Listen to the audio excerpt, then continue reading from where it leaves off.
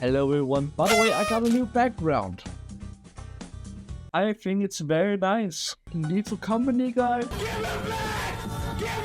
I have Release me! And I have my latest video, where I paid $13 for a thumbnail, and it has still 0 views.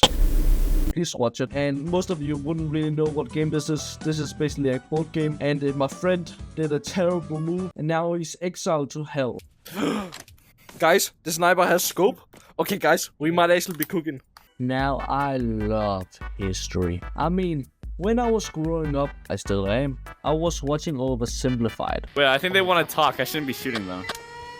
Okay, come here. Let me kill you up. Actual war crimes. I thought his videos were incredible. Now, as a 16-year-old, I mainly play like Hearts of Iron, basically a World War II simulator, where you can play multiplayer, wait 5 hours to get into a game, and then eventually somebody will end up lagging, and the chat will absolutely resolve into fucking madness. I literally, one time I was playing, and people were just like talking about like Azerbaijan military strategies, and rather or not, if they had a competent military. And after that, I found another game where I played as Poland. The Germans killed me.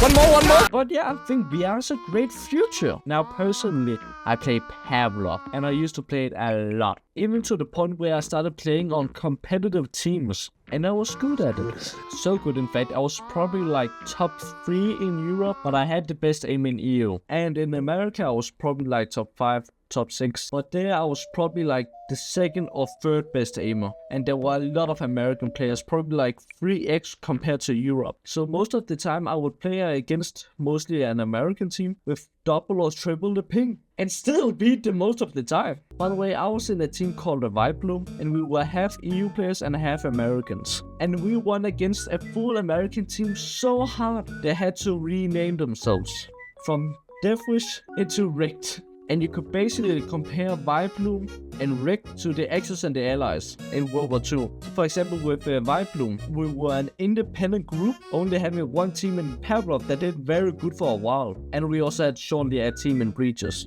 Fucking guerrilla warfare right here.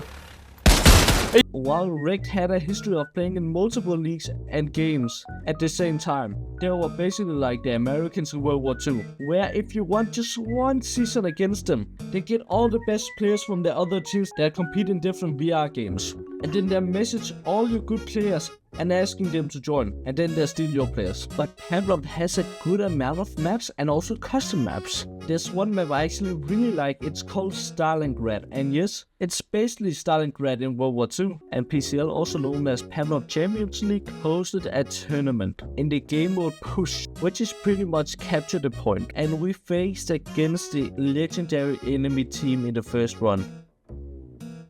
Above average. And if you look at all the different teams, we weren't close to having the amount of players the other teams had. Now in this game, it took a little while to set up, but it was a very fun game. I'll just like play some clips and stuff like through the video. Go, 6-9, go! Go! Push!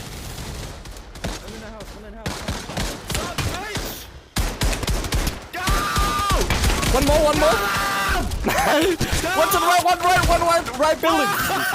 And it's very fitting, since we were playing Stalingrad, we had World War II weapons, and we even had tanks, which, epic. Nice. 40! Okay, I was about to say something bad, okay.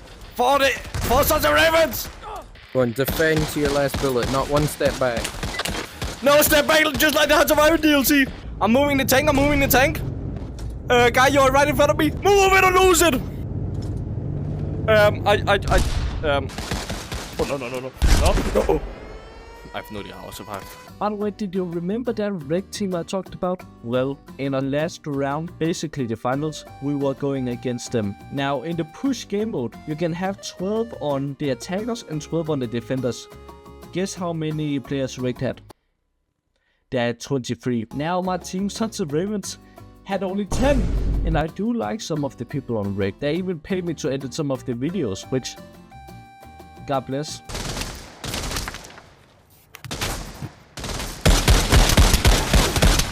Kill one in the right house.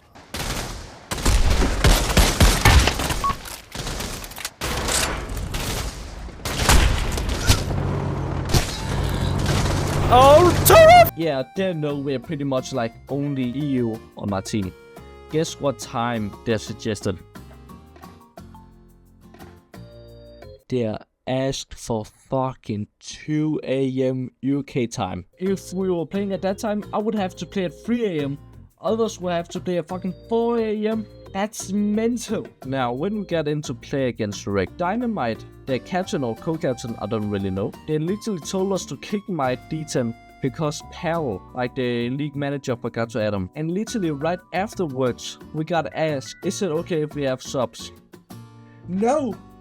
No! Like, we are playing decently late for like normal people for them. And they couldn't get enough players. They have 23 fucking players on the roster.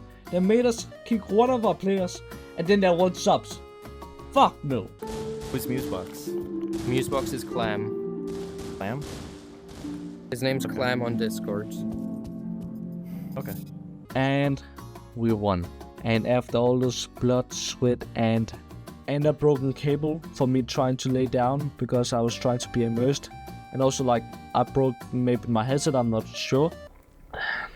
So in the Pavlov Champions League Discord, we got our prize, which was basically a congrats. Anyways, have a good day.